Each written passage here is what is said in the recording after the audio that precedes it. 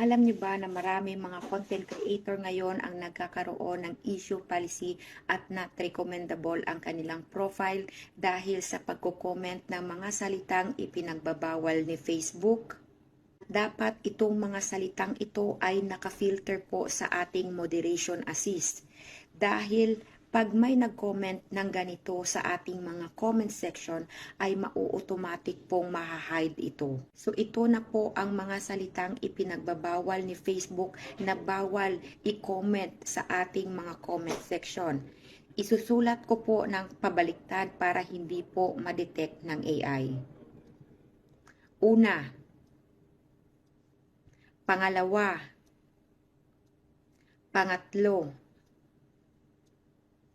pang-apat, at panglima.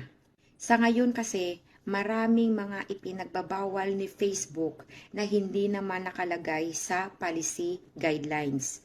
Ito po ay base lang po sa aking mga na-experience.